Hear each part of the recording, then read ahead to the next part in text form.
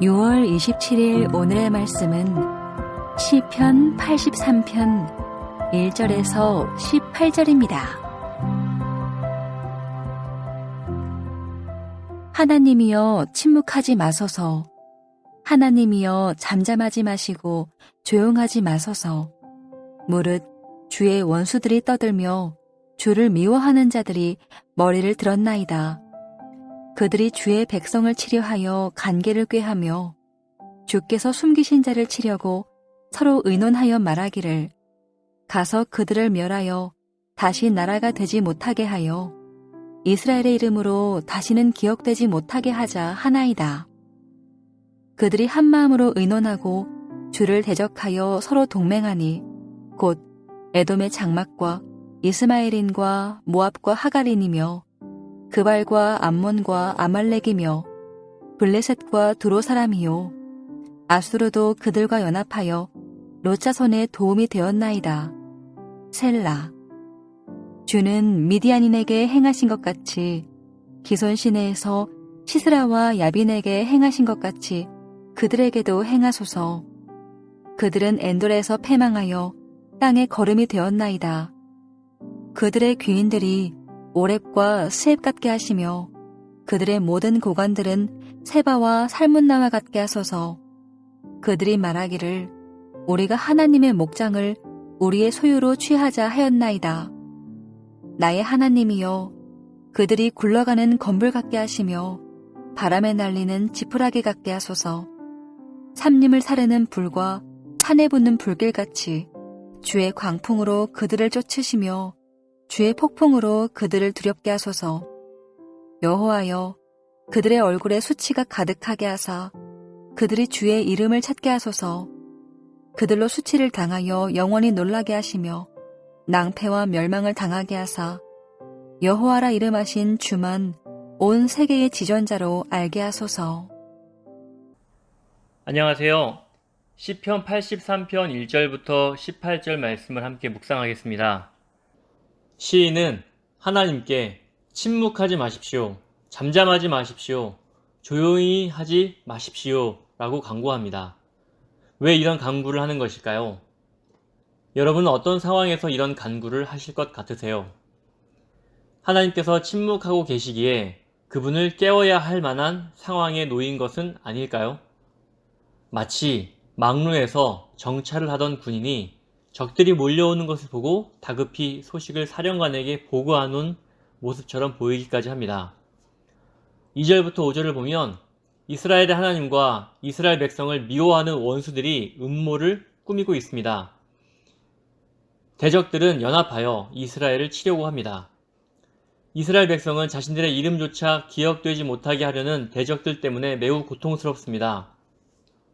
오늘 시편은 한 개인의 시라기보다는 이스라엘 백성 전체가 간구하는 공동체 간구시로 보입니다. 공동체가 하나님께 침묵하지 마십시오, 잠잠하지 마십시오, 조용히 하지 마십시오 라고 간구합니다. 성도 여러분, 하나님께 침묵하지 마시라고 제발 깨어서 일하시라고 말하는 것을 어떻게 생각하시나요? 하나님께 무례한 행동일까요? 성경은 이런 호소를 긍정적으로 말합니다. 예수님께서도 구하라, 찾으라, 두드리라, 그리하면 찾을 것이다 라고 말씀하셨어요. 그리고 간절히 간청하는 사람들에게 좋은 믿음을 가졌다고 칭찬하셨습니다. 하나님을 찾아야 할 상황이 왔을 때 그분께 요청하는 것은 믿음의 행동이고 하나님을 아버지로 모신 사람이 할 수 있는 특권입니다.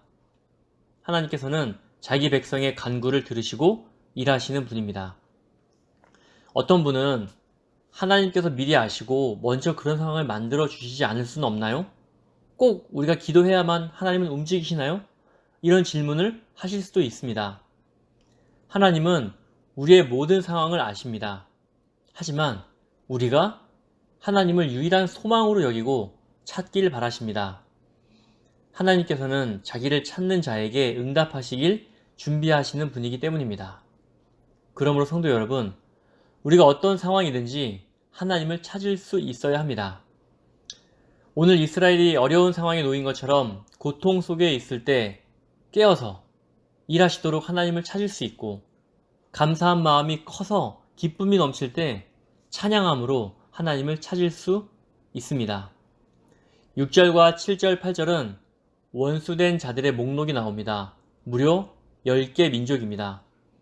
무슨 이유에서인지 10개 민족이 연합하여 이스라엘 나라를 다시 기억나지 못하게 하려고 동맹하였습니다.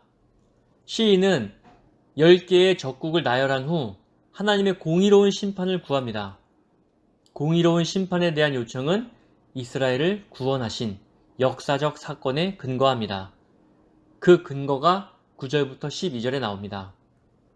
여기에서 역사적으로 이스라엘을 침략했던 7명의 명단이 나옵니다.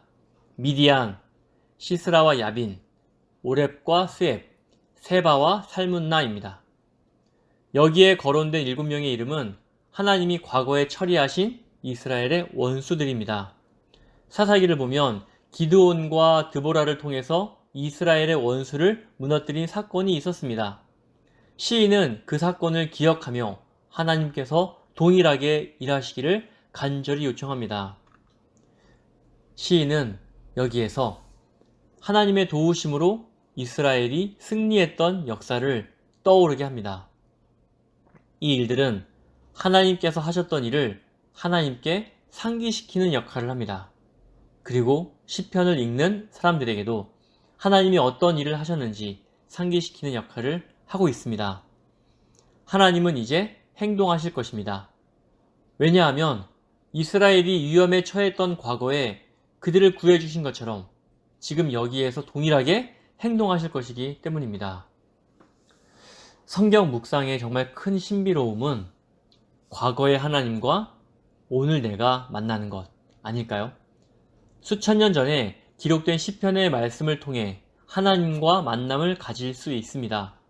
지금 시인도 마찬가지입니다. 시인은 현재 시를 기록하면서 과거의 하나님과 소통하고 있습니다. 과거의 조상을 도우신 하나님께서 지금 현재 자신을, 이스라엘을 도우실 것을 믿고 호소하고 있습니다. 우리도 마찬가지 아닌가요? 사사기의 전쟁에서 이스라엘을 구해주신 하나님께서 시인이 처한 어려움을 해결해 주셨듯이 오늘 우리의 문제에도 개입하셔서 해결해 주실 것입니다. 13절부터 15절에서 시인은 하나님께서 이스라엘을 위협하고 있는 자들을 대적하여 행동하시길 계속해서 간청합니다. 13절을 보세요. 나의 하나님이여. 하나님을 뭐라고 부르고 있나요? 나의 하나님으로 부릅니다. 누구누구의 하나님이 아니라 바로 나의 하나님으로 받아들이는 것이 정말 중요합니다. 16절에서 눈에 띄는 구절이 나옵니다. 그들이 주의 이름을 찾게 하소서. 원수들의 심판을 간구하면서 결국 그들도 하나님을 찾길 바라고 있습니다. 이건 정말 어려운 일입니다. 나의 원수가 멸망당해 사라져 버리길 바라는 게 보통인데요. 그들이 주의 이름을 찾도록 기도하고 있습니다. 이건 두 가지 의미를 이해할 수 있습니다. 하나는 원수들이 죄의 길에서 돌이키기를 바라는 것이고, 다른 하나는 하나님이 온 세계의 주인으로 드러나시길 바라는 것입니다. 18절이 두 번째를 증명해주고 있습니다. 18절입니다. 여호와라 이름하신 주만 온 세계의 지존자로 알게 하소서. 하나님의 이름이 온 세계에 드러나길 바라고 있습니다. 하나님께서 우리의 원수에게 보복하시길 기도할 때 단순한 복수가 아니라 우리 모두를 위한 하나님의 자비로운 뜻이 이루어지길 원하며 기도해야 합니다. 하나님의 궁극적 목적은 모든 사람이 하나님과 하나님의 이름을 아는 것입니다. 오늘 시편 묵상을 정리하겠습니다. 6절부터 8절에 원수들의 이름이 나열되어 있습니다. 이들의 목적은 이스라엘의 이름을 기억나지 못하게 하는 것이었습니다. 그러나 우리는 오늘 시편을 통해서 누구의 이름이 역사에 기억되고 있는지 확인할 수 있습니다. 이스라엘을 쳐들어온 모든 연합군의 이름은 사라졌지만 이스라엘이라는 이름은 여전히 기억되고 있으며 온 세상의 지존자, 즉 가장 높은 분이 누구신지 알게 됩니다. 이스라엘은 두려움 속에서 하나님을 찾고 그분께로 돌아가는 기회를 가졌습니다. 우리 모두 예기치 않은 두려움에 처할 때 하나님을 깨우고 찾는 간절함이 있어야 하겠습니다. 아멘.